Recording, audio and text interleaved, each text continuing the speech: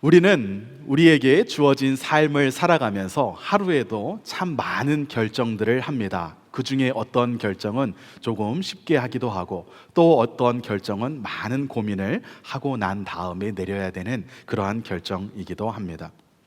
그러한 결정들을 이렇게 돌이켜보면 어떠한 결정들은 우리가 정말 잘했다, 그 결정을 참 잘했기 때문에 그 이후에 참 좋은 것들을 많이 누리면서 좋은 삶을 살 수 있었다라고 이렇게 우리로 하여금 이러한 마음이 들게 하는 그러한 결정들도 있습니다.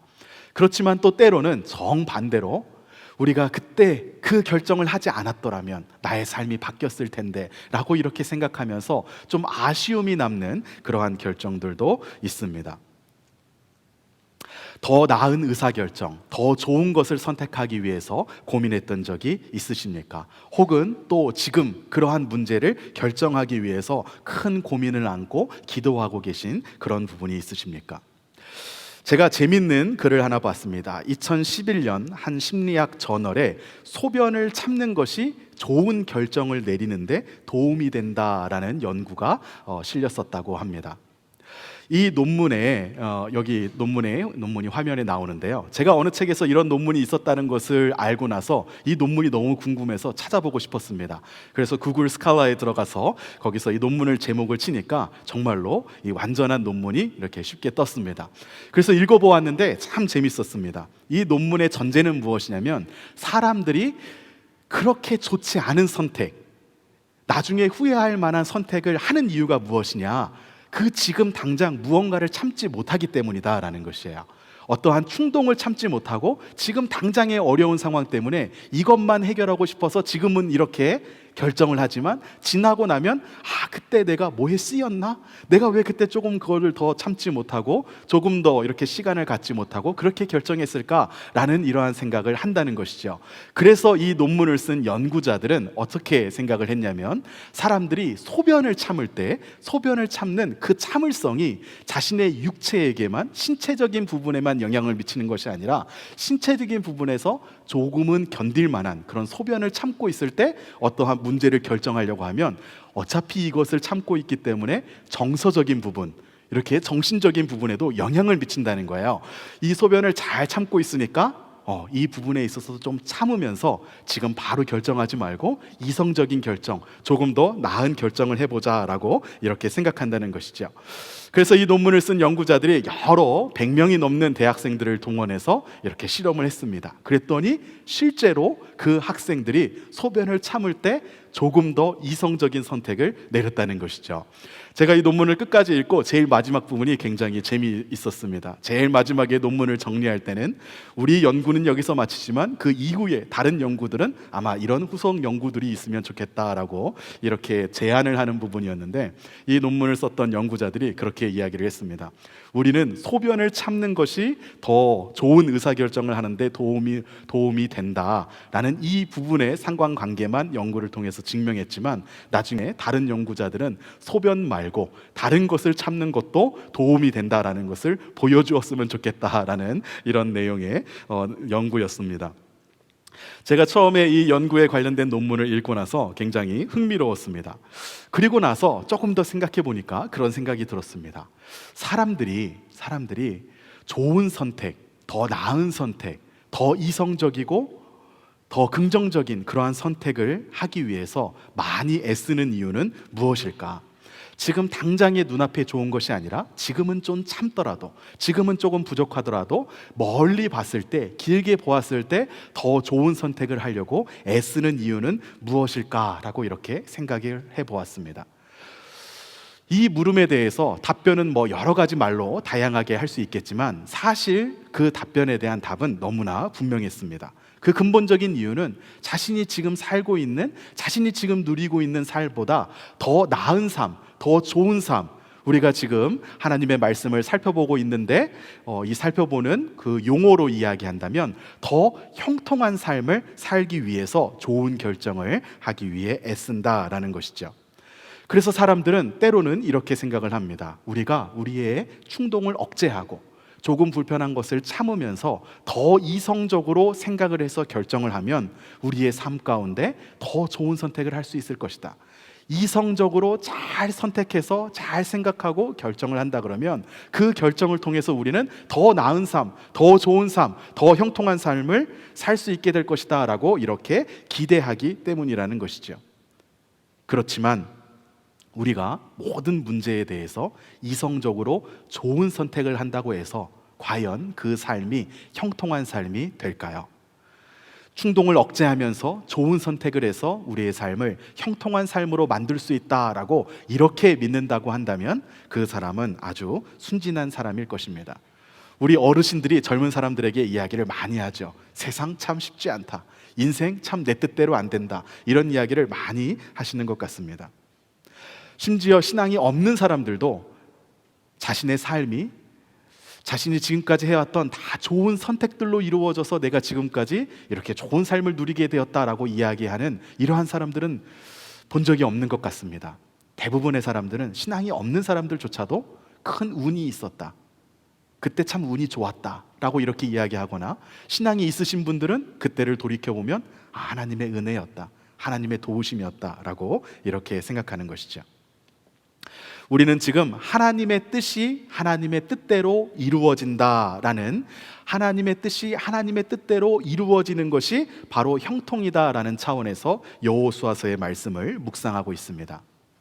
하나님을 믿지 않는 사람들은 자신의 뜻이, 자신의 계획이 그대로 이루어지면서 자신의 삶이 더 나은 삶, 불편함이 없는 삶, 어려움이 없는 삶을 살게 되는 것을 형통한 삶이라고 생각하지만, 성경에서 말하는 형통은 나의 뜻이 내 뜻대로 이루어지며 내 삶이 더 좋은 삶을 살게 되는 것이 형통이라고 이야기하지 않는다라는 것을 우리가 살펴보았습니다.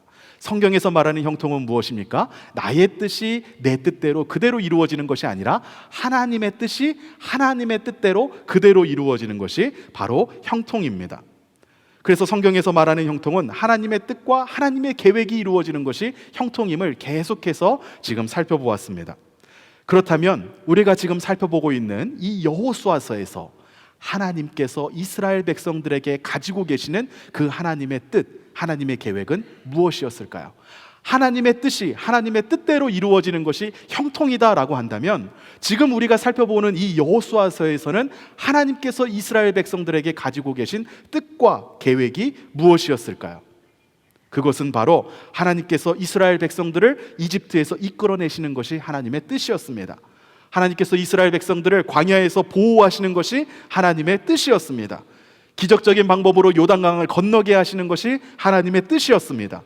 그리고 마침내 가나안 땅을 이스라엘 백성들이 다 차지하면서 누리는 삶을 살게 하는 것이 하나님의 뜻이었습니다. 그러니까 하나님의 뜻이 하나님의 뜻대로 이루어진다는 그 형통은 사실 하나님을 위한 것이 아니라 이스라엘 백성들을 위한 것이죠. 하나님의 뜻이 하나님의 뜻대로 이루어지는 형통은 하나님을 위한 것이 아닙니다. 우리를 위한 것이죠.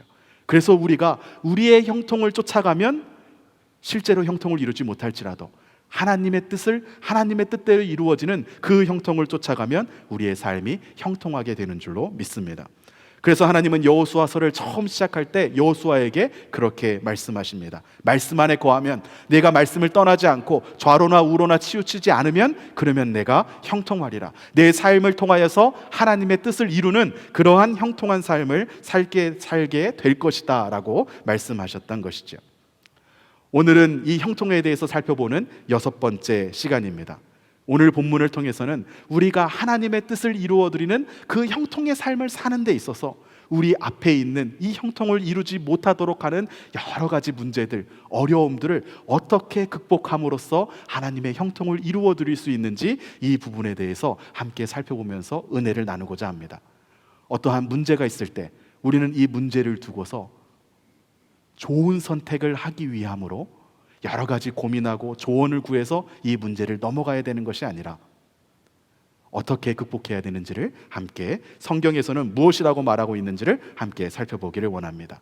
그래서 오늘 말씀의 제목을 제가 이렇게 정해보았습니다. 형통을 위한 극복. 형통을 위한 극복은 어떻게 해야 되는지 함께 살펴보고자 합니다. 오늘 읽은 본문에서 드디어 이스라엘 백성들은 여리고성을 점령하기 위해서 나섭니다. 하나님께서 이스라엘 백성들을 이렇게 이끌어 가시는 부분들을 살펴보고 묵상하면 묵상할수록 참 신비롭다는 생각이 듭니다. 이스라엘 백성들이 지금 40년 동안 광야 생활을 하고 이제 막 가나안 땅으로 들어왔습니다. 지금 이스라엘 백성들은요, 광야 생활을 지금 막 끝내고 건너왔을 뿐이지 이 사람들의 사고방식, 생활습관, 이 사람들의 몸에 묻은 때는 전부 다 아직까지도 광야에서 묻었던 때가 그대로 묻어있는 상황입니다.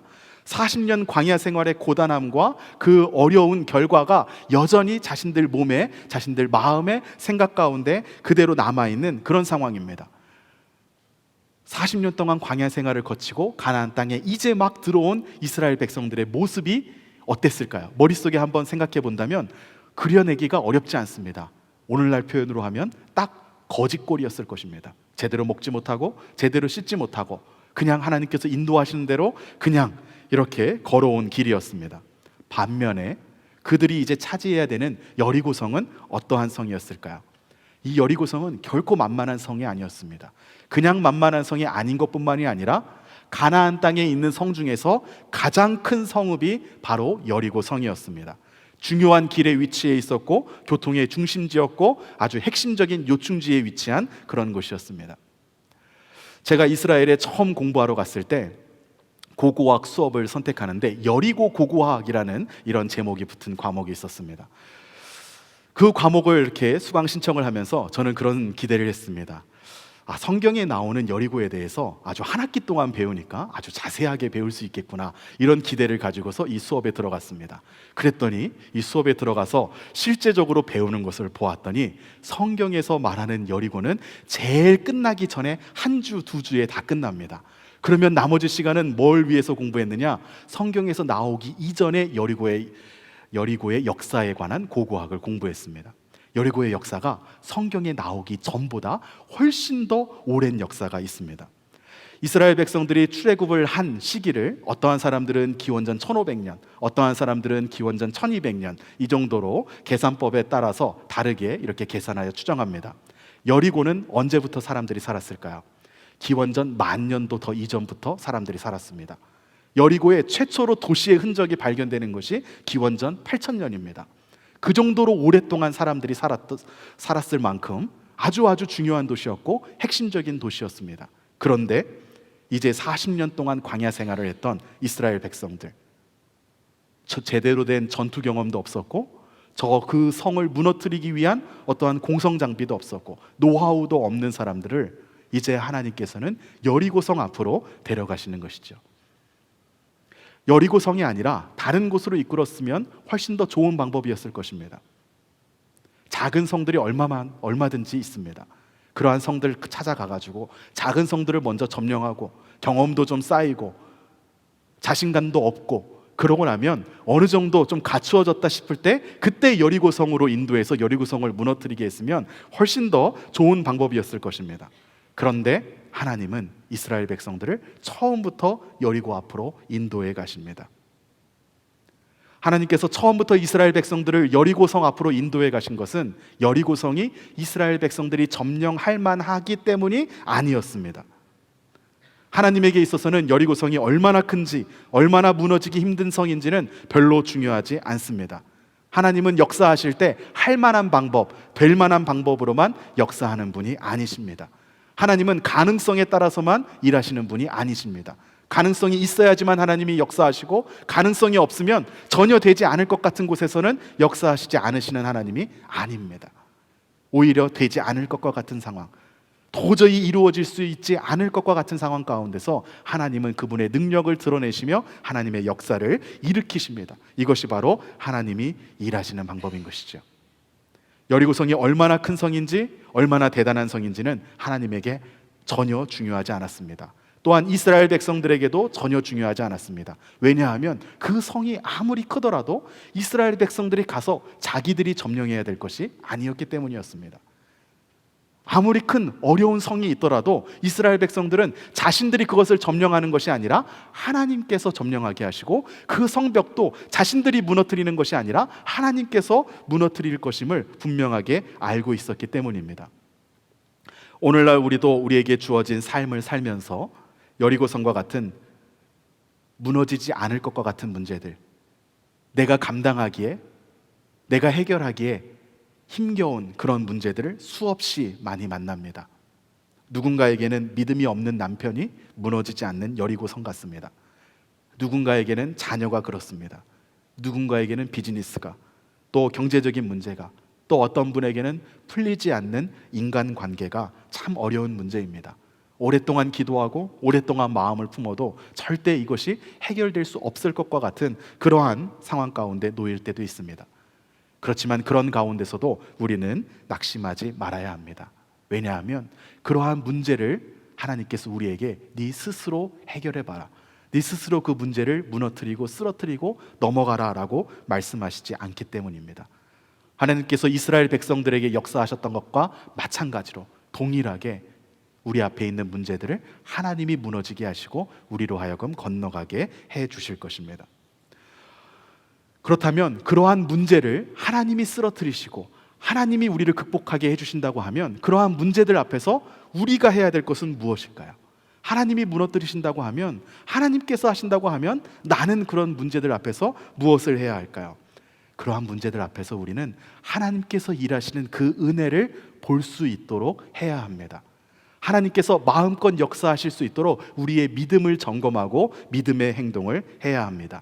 하나님의 은혜를 누리기 위해서는 우리가 우리에게 주어진 믿음의 선택을 해야 된다는 것이죠. 믿음의 선택을 하며 믿음의 행동을 보여야 하나님께서는 우리 앞에 있는 문제들을 그분께서 무너뜨리시고 이기게 하시는 그 능력을 마음껏 발휘하실 수가 있습니다. 오늘 본문을 살펴보면서 하나님께서 이스라엘 백성들 앞에 그러한 문제들을 두셨을 때, 그때 이스라엘 백성들은 어떻게 이 문제들을 무너뜨리고 어떻게 이것을 넘어갈 수 있도록 그들이 은혜로 준비했는지를 함께 살펴보도록 하겠습니다. 먼저 이스라엘 백성들이 보인 믿음은 무엇이었을까요? 이스라엘 백성들이 그 여리고성과 같은 그 문제 앞에서 하나님께서 일하시도록 하기 위하여서 그들이 보였던 믿음의 행동은 무엇이었을까요? 첫 번째로 그들이 보였던 믿음의 행동은 봐야 할 것을 보는 것이었습니다. 봐야 할 것을 보는 것이 그들의 믿음이었습니다. 여리고를 점령해야 하는 이스라엘 백성들에게 하나님은 작전을 짜주시지 않습니다. 여리고성을 한 바퀴씩 돌고 나중에 7바퀴 돌아라, 이것은 작전이 아닙니다. 작전이라고 부를 수도 없을 것입니다. 아주 바보 같은 짓이겠죠. 하나님께서는 작전을 주신 것이 아니었습니다. 오늘 본문 6장 2절을 같이 함께 읽어보겠습니다. 시작. 여호와께서 여호수아에게 이르시되 보라, 내가 여리고와 그 왕과 용사들을 내 손에 넘겨주었으니. 여리고성을 앞에 둔 이스라엘 백성들에게 하나님께서 하신 말씀은 무엇입니까? 제일 먼저 하신 말씀은 무엇입니까? 바로 보라입니다. 보라라고 하셨는데 무엇을 보는지가 더 중요하겠죠. 무엇을 보라고 하셨습니까? 내가 여리고와 그 왕과 용사들을 내 손에 넘겨주었으니, 넘겨주었다는 것을 보라고 하십니다. 이 말 표현이 가만 생각해 보면 조금 이상합니다. 아직 차지하지 않았는데 하나님은 이미 넘겨주셨다라고 완료형을 사용해서 이야기합니다. 하나님의 약속, 하나님의 언약을 보라라고 하는 것이죠. 이스라엘 백성들이 절대 감당할 수 없을 것과 같은 이 여리고성 앞에 있을 때, 그때 하나님은 이스라엘 백성들에게 야, 너희들 저 여리고성 잘 뚫어져라 쳐다봐라, 그러면 약점이 보일 것이다, 이렇게 말씀하시지 않습니다. 야, 너희들 저 여리고성 앞에 있지만 두려워하지 말고 너희 자신을 잘 살펴봐봐, 그러면 너희들에게 어떠한 강점이 있을 거야, 그 강점으로 일하면서 밀고 나가서 저 성 무너뜨릴 수 있어 라고 이렇게 말씀하시지 않습니다. 그 문제 앞에 있었던 이스라엘 백성들에게 하나님은 여리고성을 보라고 말씀하시지도 않고 너희 자신을 보라고도 말씀하시지 않습니다. 그 여리고성을 본다면 절대 무너지지 않을 것과 같은 그 여리고성을 보면서 낙담할 것입니다. 그 앞에선 자기 자신을 본다면 너무나 부족하고 연약하고 보잘것없는 모습 때문에 좌절할 것입니다. 그래서 하나님은 여리고성을 보라도 아니고 너 자신을 보라도 아니고 무엇을 보라고 하십니까? 하나님께서 주셨던 그 약속, 그것을 보라고 말씀하시는 것이죠. 믿음은 다른 것이 아닙니다. 우리는 믿음을 행위적으로 생각할 때가 많이 있습니다. 믿음을 행위적으로 생각하면요, 대단한 믿음들이 많이 떠오릅니다. 기도를 열심히 하는 믿음, 많이 헌신하는 믿음, 이런 것들이 많이 떠오르지만 행위적으로 자꾸 믿음을 생각하게 되면 이 믿음에 대해서 열등감을 가지게 돼요. 나는 저렇게 하지 못하는데, 나는 저만큼 헌신하지 못하는데, 나는 성경을 저만큼 읽지 못하는데, 이렇게 열등감을 가지게 되면 어떻게 되는지 아십니까? 내가 할 수 있는 부분에 있어서 할 때 오버하게 됩니다. 그래서 정부에서 가지 말라는 곳에도 막 들어가가지고 위험한 곳에서 선교를 하러 가기도 하고, 또 정부에서 모여서 함께 예배드리지 말라고 하는데도 나는 예배드리면서 죽겠다라는 마음으로, 코비드 때도 막 그런 일이 많지 않았습니까? 그래서 이 믿음은 행위적으로 생각할 수 있는 것이 아닙니다. 믿음은 무엇이냐면요, 가장 기본적으로 이 믿음은 우리의 시선이 어디를 향하는지가 우리의 믿음을 대변합니다. 우리의 시선이 향하는 곳이 바로 그것이 우리의 믿음인 것이죠. 우리의 시선이 향해서 저곳을 바라볼 때에 우리 마음 가운데 하나님의 마음이 느껴져서 그것을 위하여서 뜨겁게 기도하게 되고, 어떤 부분을 바라보았을 때에 하나님의 마음이 느껴져서 그 부분에 있어서 도움이 필요하구나라고 생각해서 내가 가서 헌신하며 돕게 되는 것, 이것이 바로 믿음입니다. 그래서 믿음은 행위적인 것이 아니라 우리의 시선이 어디로 향하는지가 우리의 믿음을 대변하는 것이죠. 그래서 믿음은 시선입니다. 그렇다면 여러분의 시선은 어디를 향하고 계십니까? 하나님은 이스라엘 백성들에게 하나님께서 약속하신 것을 보라고 말씀하셨습니다. 그리고 또 하나님은 이스라엘 백성들에게 무엇을 보게 하셨을까요?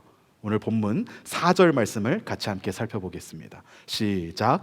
제사장 7은 7 양각 나팔을 잡고 언약궤 앞에서 나아갈 것이요, 7째 날에는 그 성을 7번 돌며 그 제사장들은 나팔을 불 것이며.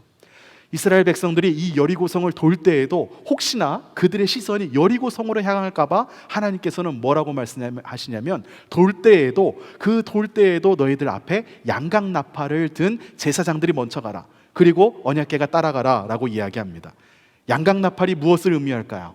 우리 올해가 처음 시작할 때 송구영신 예배 때 이 말씀을 가지고서 함께 살펴보았습니다. 창세기 22장에서 하나님께서 아브라함에게 아주 놀라운 명령을 하십니다.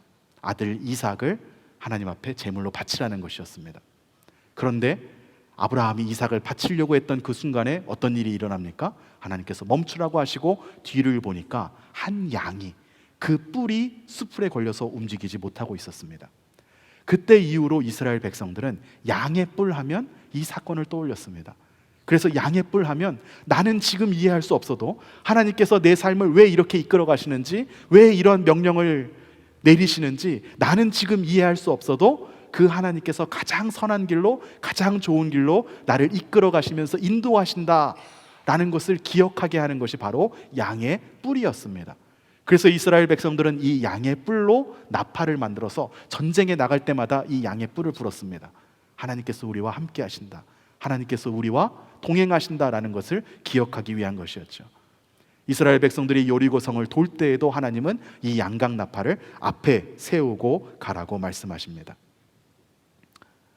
여리고성을 돌면서도 끊임없이 그들의 시선이 다른 곳으로 향하지 않고 하나님의 말씀, 그들을 가장 좋은 길, 가장 선한 길로 인도하시는 그 하나님의 은혜를 바라보도록 하게 하신 것이죠. 오늘날 여러 가지 문제들, 우리 앞에 참 어려운 그런 문제들이 있을지라도 그러한 가운데 우리의 시선이 향해야 할 곳은 하나님의 말씀입니다. 우리를 선한 길로 인도하여 주시는 하나님의 능력인 줄로 믿습니다. 어떠한 상황과 어떠한 어려움 가운데 있든지 우리의 시선을 봐야 할 곳에 고정함으로써 하나님의 은혜를 마음껏 누리시는 그러한 삶을 사시기를 축복합니다. 두 번째로 이스라엘 백성들이 그 어려운 문제 앞에서 그들이 보였던 믿음의 행동은 무엇이었을까요? 두 번째로 바로 그들은 보여주어야 할 것을 보여주는 그러한 믿음의 선택을 했습니다. 이스라엘 백성들은 자신들 앞에 있는 이 여리고성이라는 문제 앞에서 그 문제를 극복하기 위해서 작전을 짜지 않았습니다. 그들이 해야 했던 것은 자신들의 신앙과 믿음을 점검하는 것이었습니다. 믿음의 첫 번째 요소가 우리의 시선이 어디에 닿는 것인가 라고 한다면, 그 다음으로 믿음의 두 번째 요소는 다른 사람들의 시선이 우리에게 닿을 때 우리가 어떻게 행동하느냐 하는 것과 관련되어 있습니다. 이스라엘 백성들은 하나님께서 명령하신 대로 자신들의 시선을 여리고라는 문제로 향하지도 않고 자기들 자신에게로 향하지도 않고 어떻게 합니까? 하나님의 말씀, 그 언약에 향하고 나아갑니다. 은혜의 상징인 양각 나팔과 언약궤를 바라보면서 그 말씀으로 시선을 향했던 것이죠. 그런데 놀라운 것은 그들의 그러한 모습을 여리고 사람들이 지켜보고 있었습니다. 다른 사람들이 이 믿음의 사람들을 지켜볼 때, 그들에게 시선이 향할 때 그들이 해야 될, 그들이 보여주어야 할 모습은 무엇이었을까요?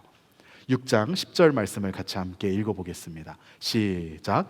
여호수아가 백성에게 명령하여 이르되 너희는 외치지 말며 너희 음성을 들리게 하지 말며 너희 입에서 아무 말도 내지 말라. 그리하다가 내가 너희에게 명령하여 외치라 하는 날에 외칠지니라 하고. 아멘. 하나님께서 이 말씀에서 무엇이라고 말씀하십니까? 아무 말도 들리게 하지 말고 따라가라 라고만 이야기합니다. 이스라엘 백성들은 유독히도 불평과 불만이 많은 민족이었습니다. 먹을 음식이 없어서, 마실 물이 없어서, 모세가 시내산에서 늦게 내려온다고, 나무란다고, 두렵다고, 무섭다고, 별별 고생을 다 시킨다고 계속해서 끊임없이 불평하고 불만했습니다. 성경을 읽을 때 제가 많이 성경 공부할 때도 강조하면서 이렇게 드리는 말씀인데요, 성경을 읽을 때 우리의 관점이 아니라 하나님의 관점에서 하나님은 어떻게 하셨지? 하나님은 왜 이 본문을 우리에게 주셨을까라는 이 관점을 가지고 성경을 읽어보면 참 깊은 은혜들이 있습니다. 제가 언젠가 한번 그런 마음으로 또 성경을 읽어보았습니다. 사람들이 하나님 앞에 참 불평도 하고 불만도 많이 하는데 그럴 때 하나님은 어떻게 하시는가? 그렇게 쭉 읽어보면요, 놀라운 것이 한 가지 발견이 됩니다. 불평과 불만할 때 하나님께서 그 불평과 불만을 잠재워 주시지 않습니다. 불평과 불만을 많이 할 때 하나님은 어떻게 하실까요? 침묵하십니다. 이스라엘 백성들이 이거 불편합니다, 이거 너무나 어렵습니다 라고 하나님 앞에 불평하고 불만할 때 하나님은 아무 말씀도 하지 않으시고 아무런 역사도 일으키지 않으시고 그냥 침묵하십니다. 왜 하나님께서는 사람들이 이렇게 불평하고 불만을 표출할 때 침묵하실까요? 제가 이 부분을 묵상하면서 이렇게 고민을 해보았습니다. 왜 하나님께서 이렇게 침묵으로 불평과 불만에 이렇게 일관하실까? 제 마음속에 든 생각은 그것이었습니다. 불평과 불만을 하고 있는 중에서는 하나님께서 그 불평을 들어주셔도 끊이지 않기 때문입니다. 그 불만은 하나님이 오셔서도 잠재울 수가 없는 불만이에요. 하나님께서 하셔도 그 불평은 계속해서 나올 불평이기 때문입니다. 그래서 하나님은 사람들이 불평할 때 침묵하시면서 기다리십니다. 그리고 그들이 불평하는 것이 아니라 하나님의 도우심을 구하면서 하나님 앞에 외칠 때, 그때 하나님께서 그들의 소리를 들으시고 구원하신다라는 것을 성경에서 여러 번 확인할 수 있습니다. 이스라엘 백성들이 원래 이렇게 불평과 불만을 많이 하는 사람들이었기 때문에 하나님은 이스라엘 백성들에게 아무 말도 하지 말라고 이야기합니다.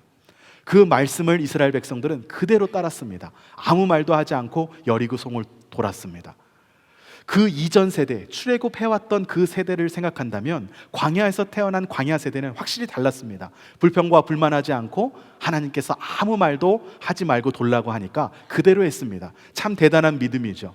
그렇지만 더 중요한 것은 그들이 그렇게 아무런 말을 하지 않고 그 언약궤를 따라서 돌고 있는 그 모습을 여리고 성의 사람들이 보고 있었다는 것입니다.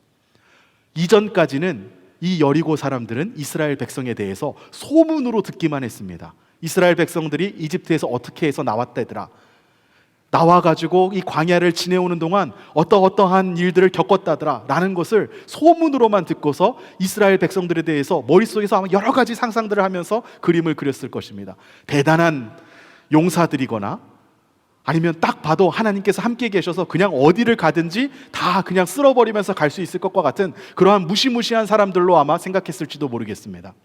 그런데 그 여리고 사람들이 이스라엘 백성들을 처음 본 모습이 무엇입니까? 싸우려고 달려가는 모습이 아니었습니다. 무장하고 나가는 모습이 아니었습니다. 하나님께서 약속하신 그 약속의 말씀을 바라보면서 조용히 한마디도 하지 않고 묵묵하게 따라가는 하나님의 백성의 모습이었습니다. 이스라엘 백성들은 여리고 성을 다 둘러싸고 너희들 다 포위됐다 라고 이렇게 겁박하지 않았습니다. 자신들이 점령하고 무너뜨려야 되는 그 문제 앞에서 지금까지 하나님께서 우리에게 얼마나 놀라운 능력들을 베풀어 주셨는지 너희도 끝장이다 라고 이렇게 이야기하면서 항복하라고 말하지 않았습니다.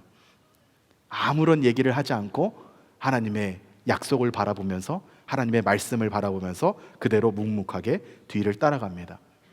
여리고 사람들의 입장에서 이러한 이스라엘 백성들의 모습을 본다고 한다면 그들은 어떠한 마음이 들었을까요?